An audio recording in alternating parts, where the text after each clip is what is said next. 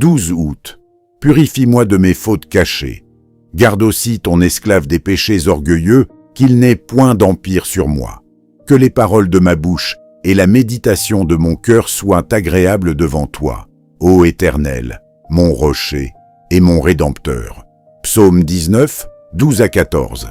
Il semble que chaque chrétien intelligent devrait aimer offrir sans cesse cette prière inspirée pour la purification des fautes secrètes, afin d'être ainsi préservé des péchés commis avec présomption. En priant sincèrement, il veillerait aussi contre ses commencements de péché et garderait son cœur dans une attitude innocente et pure, allant continuellement à la source de la grâce pour être secouru au moment du besoin.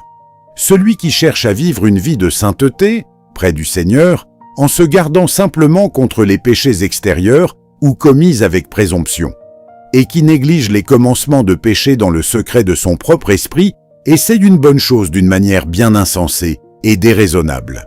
Nous avons tous des fautes cachées qui nous sont venues principalement par hérédité, quoique les relations, l'entourage et l'éducation les aient augmentées dans une certaine mesure.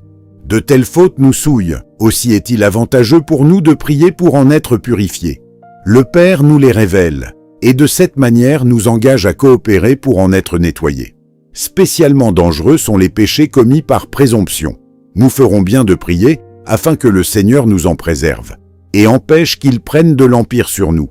Nous deviendrons capables de remporter la victoire sur ceux-ci si les méditations de nos cœurs saints, les paroles de nos lèvres sont agréables à Dieu, notre rocher et notre Rédempteur. Question. Comment le Père m'a-t-il purifié cette semaine? Quelles ont été les circonstances, agents et effets?